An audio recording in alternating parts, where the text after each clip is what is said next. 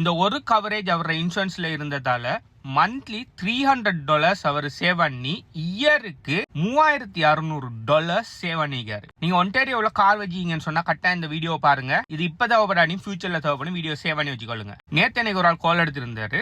Okay, அவரோட insurance renewal வருது, code check பண்ணணும்னு சொல்லி. அப்ப அவரோட டேஷ் ரிப்போர்ட்டை நான் அடுத்து பார்க்கக்குள்ள அவருக்கு இந்த வருஷம் ஒரு 3 மாதத்துக்கு முதல் பாத்தீங்கன்னு சொன்னா ஒரு அட் ஃபால்ட் ஆக்சிடென்ட் இருக்குது. நார்மலா இன்சூரன்ஸ் இண்டஸ்ட்ரியில உங்கள்கிட்ட அட் ஃபால்ட் ஆக்சிடென்ட் இருக்குன்னு சொன்னா 10 வருஷத்துக்கு அதை ரேட் பண்ணுவாங்க. 10 வருஷத்துக்கு நாங்க அதை போட்டே ஆகணும். ஸோ ரீசெண்டா எடுத்த ஃபால்ட் தான். அதுல பாத்தீங்கன்னு சொன்னா இவர் பிளஸ் தேர்ட் பார்ட்டி 2 பேருமே சேர்ந்து கிட்டத்தட்ட 25,000 கிளைம் பண்ணிருக்காங்க. அப்போ அவர்கிட்ட நான் வெரிஃபை பண்ண ஒரு அட் ஃபால்ட் ஆக்சிடென்ட் ஒன்று இருக்குது, 25,000 கிளைம் பண்ணிக்கங்க. அவருக்கே ஷோக் 25,000. அது ஒரு பம்பர்ல கொஞ்சம் அடிபட்டு பம்பரை ஃபுல்லா மாத்தினதாம். அதுக்கு 25,000 சொல்லி அவருக்கே ஷாக். பட் ஸ்டில் இங்க பாத்தீங்கன்னு சொன்னா லேபர் காஸ்ட் எல்லாம் பயங்கர கூடங்கிறதால நார்மலா அந்த மாதிரி ரேட் தான் வரும். அப்ப அவரை நார்மலா இந்த கோடிங் சாஃப்ட்வேர்ல போட்டு செக் பண்ண அவருக்கு பிரீமியம் வருது $600. ஏண்டா இவரில் ஒரு அட் ஃபால்ட் ஆக்சிடென்ட் இருக்கிறதால.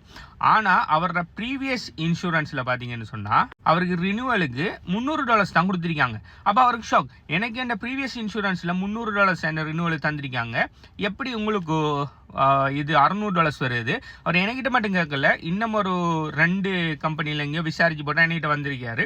அந்த கம்பெனிஸ்ல விசாரிக்கக்குள்ளேயும் 600 அந்த ரேஞ்சில் தான் அவங்களும் சொல்றாங்க. ஏன் எந்த இன்சூரன்ஸ் கம்பெனில 300 ரினியூவல் தரக்குள்ள உங்கள்கிட்ட எல்லாம் 600 வருதுன்னு சொல்லி கேட்டாரு. அப்ப எனக்கு விளங்கிட்டு என்ன விஷயம்னு சொல்லி அவரோட இன்சூரன்ஸோட பழைய புதுசா ரினியூவல் இல்ல, பழைய இன்சூரன்ஸ் பாலிசி டாக்குமெண்ட் அனுப்ப சொன்னேன். பாலிசி டாக்குமெண்ட்ல இருந்த விஷயம் என்னன்னு சொன்னா ஆக்சிடென்ட் ஃபர்கியூனஸ் OPCF 39. நார்மலா இது பாத்தீங்கன்னு சொன்னா இந்த கவரேஜ் ஒன்டாரியோல ஆப்ஷனல், மேண்டட்டரி இல்ல ஆப்ஷனல். இது ஆப்ஷனல்ங்கிறதாலே அநேகமானாக்கள் இந்த கவரேஜை போடுறல. இந்த கவரேஜ் இந்த கன்செப்ட் என்னன்னு சொன்னா உங்களோட முதலாவது அட் ஃபால்ட் ஆக்சிடென்ட்டை இவங்க மன்னிச்சுடுவோம். அதாவது உங்களோட எக்ஸிடென்ட்டை உங்களோட டேஷ் ரிப்போர்ட்ல இருந்து ரிமூவ் பண்ண மாட்டாங்க. எக்ஸிடென்ட் உங்களோட டேஷ் ரிப்போர்ட்ல தான் இருக்கும். அதை இன்னொரு இன்சூரன்ஸ் கம்பெனி அதை உங்களுக்கு எக்ஸிடென்ட் இருக்குன்னு சொல்லி தான் ரேட் பண்ணுவாங்க. ஆனா நீங்க எங்க இன்சூரன்ஸ் இப்போ வச்சிருக்கீங்களா, இப்போ உதாரணத்துக்கு நான் 2025 முதலாம் மாசம் இன்சூரன்ஸ் எடுத்துட்டேன். முதலாம் இன்சூரன்ஸ் எடுத்துட்டேன். எனக்கு 2025 6ஆம் மாசம் ஒரு ஆக்சிடென்ட் ஒன்று நடக்குது. ஆனா நான் இன்சூரன்ஸ் எடுக்கக்கூடிய, அதாவது ஆக்சிடென்ட்டுக்கு முதல் இந்த கவரேஜ் போட்டிருக்கேன். ஆக்சிடென்ட் ஆனதுக்கு பிறகு இல்லை, ஆக்சிடென்ட் முதல் நான் இன்சூரன்ஸ் கவரேஜ் எடுக்கக்குள்ளேயே OPCF 39ங்கிற இந்த ஆக்சிடென்ட் ஃபர்கியூனஸ் என்ற கவரேஜில் இருக்கும்னு சொன்னா உங்களுக்கு ஆக்சிடென்ட் வந்துட்டு உங்களோட அட் ஃபால்ட், உங்களோட ஃபால்ட்டில் ஆக்சிடென்ட் வந்துட்டு அவங்க ஆக்சிடென்ட்டுக்கு கிளைமும் தந்துட்டாங்க, எல்லாம் முடிஞ்சு. இப்போ 2026 முதலாம் மாசம் 1ஆம் தேதி இந்த இன்சூரன்ஸை நான் எங்க இன்சூரன்ஸ் வச்சிருக்கேனோ ஏங்கிற கம்பெனியில் அதே கம்பெனியில் ரினியூவல் பண்ணக்குள்ள உங்களுக்கு நடந்த ஆக்சிடென்ட்டை அவங்க மன்னிப்பாங்க. ஒரு ஆக்சிடென்ட் தான், பெரிய அளவில் பயங்கரமான ஆக்சிடென்ட், கிரிமினல் ஒஃபென்ஸ் அதெல்லாம் இல்லை. ஓகே, ஜஸ்ட் ரெகுலர் நார்மல் முதலாவது ஒரு ஆக்சிடென்ட் அவங்க மன்னிச்சுட்டு அந்த ஆக்சிடென்ட்டை இல்லாத மாதிரி ரேட் பண்ணி தான் உங்களுக்கு ரினியூவல் தருவாங்க. ஸோ அவரோட இன்சூரன்ஸ் பாலிசியில் இந்த OPCF 39 இந்த ஆக்சிடென்ட் ஃபர்கியூனஸ் இருந்ததால அவருக்கு $300 அவரோட ப்ரீமியம் இன்க்ரீஸ் ஆகிறது தவிர்க்கப்பட்டிருக்கு. யோசிச்சு பாருங்க, ஒவ்வொரு மாதமும் $300 அவர் எக்ஸ்ட்ராவா பே பண்ணி ஒரு வருஷத்துக்கு அவர் பே பண்ண போற $3600. இது அதுல மட்டுமான்னு சொன்னா அப்படியே கண்டினியூஸா மாறி மாறி எல்லா வருஷமும் அவர் அந்த எக்ஸிடென்ட்டை வச்சு தான் எல்லாருமே ரேட் பண்ணுவாங்க. எத்தனை வருஷத்துக்கு ரேட் பண்ணாங்கிற ஒரு இன்சூரன்ஸ் கம்பெனியை பொறுத்தது. ஆனா கண்டினியூஸா இனி அவர் ஹை ரிஸ்க் டிரைவர்.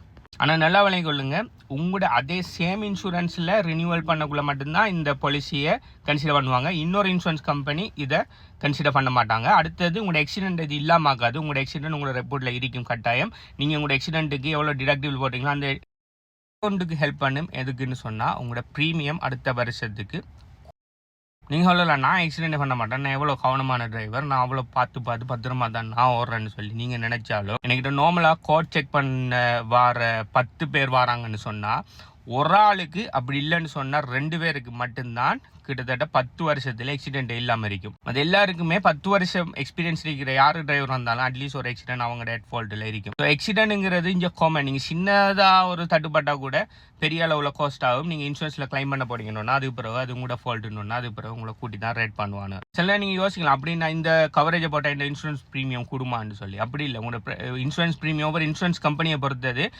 இயருக்கே கூட போதும் ஒரு $20-30 தான் இயருக்கு. அப்படிங்கக்குள்ள ஒரு மாதத்துக்கு உங்களுக்கு ஒரு $5-10 கூட மாட்டீங்க இந்த கவரேஜ் போடக்குள்ள சில நேரம் இந்த கவரேஜ் உங்களுக்கு ஃப்ரீயாகவே தருவாங்க. சில இன்சூரன்ஸ் கம்பெனிஸ் உங்களுக்கு எக்ஸ்ட்ராவாக சார்ஜும் பண்ண மாட்டாங்க. சும்மா $5-10 சேமிக்க போகிற பேரில் போய் நாளைக்கு பார்த்தீங்கன்னு சொன்னால் $300-400 எக்ஸ்ட்ராவாக பே பண்ணுற கட்டத்துக்கு வந்து நிற்காதீங்க. நீங்கள் கட்டாயம் உங்களுக்கு புது இன்சூரன்ஸ் இவ்வளோ காலத்து ஆக்சிடென்ட் இல்லைன்னு சொன்னால், அதாவது ஆல்ரெடி ஆக்சிடென்ட் இருந்தால் திரும்ப தருவாங்களாங்கிறது சந்தேகம் தான்.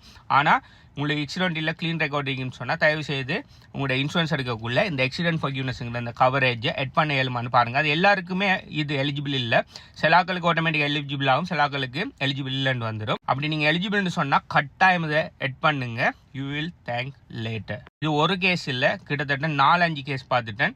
அதே மாதிரி ஆக்சிடென்ட் ஃபர்கியூனஸ்ங்கிற விஷயத்தை புரோக்கரோ ஏஜென்ட்டோ ஆஃபர் பண்ணி இல்லை எனக்கு ஒரு $5 இன்சூரன்ஸ் கூடுது மாதம், எனக்கு அது வேணான்னு சொல்லி சண்டை பிடிச்சி அதை இல்லாமாக்கி போட்டு இப்போ அவங்கள்ட்ட ஹெட்ஃபால்ட் ஆக்சிடென்ட் இருக்கு, இப்போ $300-400 எக்ஸ்ட்ராவாக பே பண்ணி போட்டு என்கிட்ட வந்து கவலைப்படுறாக்களோடய நான் பேசிட்டேன். தயவு செய்து இந்த கவரேஜ் உங்களால் எட் பண்ண இயலும்னு சொன்னால் தயவு செய்து எட் பண்ணிக்கொள்ளுங்க. நீங்கள் ஆல்ரெடி இன்சூரன்ஸ் வச்சிருப்பீங்கன்னு சொன்னால் உங்களோட பாலிசி டாக்குமெண்ட் எடுத்து இந்த கவரேஜ் இருக்காங்கிறதையும் வெரிஃபை பண்ணிக்கொள்ளுங்க. நீங்கள் புது வெஹிக்கிள் ஒன்று வாங்குறீங்க அப்படி இல்லைன்னு சொன்னால் உங்களோட இன்சூரன்ஸ் ஒரு 30 நாளுக்கு இடையில முடிய போகுதுன்னு சொன்னால் என்னை கண்டெக்ட் பண்ணுங்கள். எங்களோட ப்ரோக்கரேஜ் பார்த்தீங்கன்னு சொன்னால் 30+ கம்பெனிஸில் பார்ட்னர்ஷிப்பில் இருக்கிறோம். ஸோ 30 கம்பெனிஸில் செக் பண்ணி உங்களுக்கு பெஸ்ட்டான நல்ல ப்ராப்பரான கவரேஜ் உள்ள கோட்டை வந்து நான் ஆஃபர் பண்ணுவேன். எனக்கு கண்டெக்ட் பண்ணுற டீட்டெயில்ஸ் பார்த்தீங்கன்னு சொன்னால் இந்த நேமில் இருக்கு, அப்படி இந்த பயோவில் இருக்கு, அப்படி எனக்கு டிரெக்ட் மெசேஜ் பண்ணுவீங்கன்னு சொன்னால் உங்களுக்கு ஓட்டோ ரிப்ளை வரும். இந்த பற்றி நீங்கள் என்ன நினைக்கிறீங்க, உங்களோட பாலிசி டாக்குமெண்ட்டில் இந்த கவரேஜ் இருக்கா இல்லையாங்கிறத இதில் காமெண்ட்டில் தெரியப்படுத்துங்க. பாய்.